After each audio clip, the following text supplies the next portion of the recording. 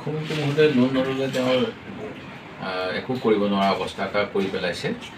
যিটো আমি কৈ থাকোঁ ঘৰুৱা উৎপাদন, তেখেতে ঘৰুৱা উৎপাদন বাঢ়িছে। ঘৰুৱা উৎপাদন বাঢ়িলে মানে সেই উৎপাদনৰে তেখেতে বহুতখিনি কাম কৰিব পাৰিব লাগিছিল। কিন্তু যি আমাৰ ৰাজহেদি চৰকাৰী চাকৰিয়ালসকলৰ দৰমহা, পেঞ্চন আৰু ইণ্টাৰেষ্ট দিবলৈকো নহয়, সেই গতিকে লোনৰ বিকল্প নাই। তেখেতে অসমখন ধ্বংসৰ পথলৈ যাতে নিনিয়ে তাৰ বাবে তেখেতক অনুৰোধ জনাইছোঁ। যেতিয়া পৰিৱেশ ভাল হ'ব, যেতিয়া শান্তি তেখেতে ভুল বুজাবুজি আঁতৰাই দিব, যেতিয়া উত্তেজনামূলক ভাষণ দিয়া বন্ধ কৰিব, যেতিয়া সম্প্ৰীতিৰ কথা ক'ব, তেতিয়া বিদেশলৈ গৈ উদ্যোগপতি আনিব লগা নহ'ব। পশ্চিমবংগৰ আপোনালোকে খবৰ ল'ব, মমতা বেনাৰ্জীয়ে বিশ্ববংগ তাতে এটা মানে পাতে এক্সিবিশ্যন, তালৈ নিমন্ত্ৰণ দিবলৈ পশ্চিমবংগ চৰকাৰৰ কোনো মন্ত্ৰীয়ে বিদেশ ভ্ৰমণলৈ কৰা মই শুনা নাই। আৰু যোৱা বছৰ বোধকৰো তেওঁলোকে 4 লাখ কোটি ইনভেষ্টমেণ্ট পাইছিল, এইবাৰ 5 লাখ কোটি পাইছে বুলি সেইদিনা মই পেপাৰত পাইছোঁ। অনুৰূপ ধৰণেৰে কৰ্ণাটকতো তেনেকুৱা ইনভেষ্টমেণ্ট হৈ থাকে। কৰ্ণাটকৰো মুখ্যমন্ত্ৰী বা মন্ত্ৰীসকলে আমাৰ বিদেশ ভ্ৰমণ মন্ত্ৰীসকলে আৰু বিষয়াসকলে যেনেকৈ এডভান্টেজ আছাম 1ত কৰিলে, এডভান্টেজ আছাম 2ত কৰি আছে, তেনেকুৱা নকৰাকৈ হৈছে। সেইবিলাক হৈছে তাক যি সুযোগ সুবিধা দিব লাগে, তাক যি এটা পৰিৱেশ দিব লাগে, সেই পৰিৱেশবিলাক তেওঁলোকে সৃষ্টি কৰাৰ কাৰণে।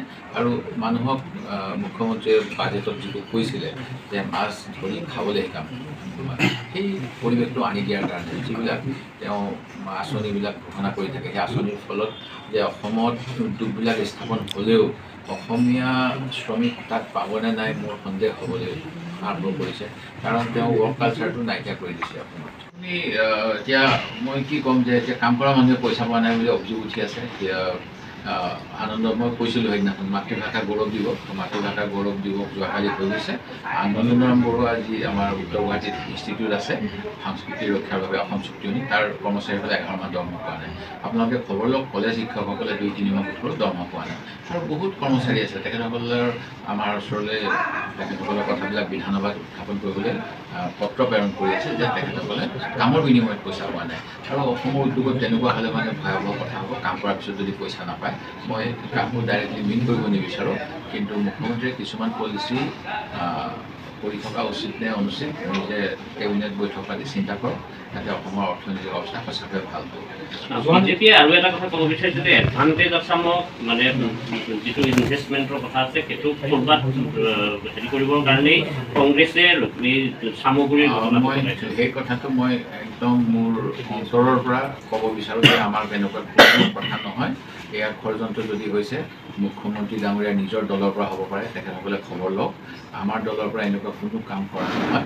আৰু যদি কৰা হ'ল হয়, ৰকিবুল হুছেইন নহয়, তেতিয়াহ'লে সেই মানুহকেইজন কংগ্ৰেছে ধৰা পৰিলে হয়। তাত যিকেইজন কৈছে যে ৰকিবুলৰ প্ৰাক্তন সহযোগী বুলি কৈছে, কোনোবাই কৈছে, মই কোৱা নাই, মই নাজানো, কাৰণ চামগুৰিলৈ মই বহুত কমেই গৈছিলোঁ।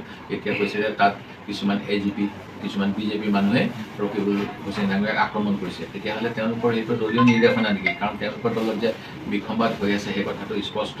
মই ক'ব নিবিচাৰোঁ।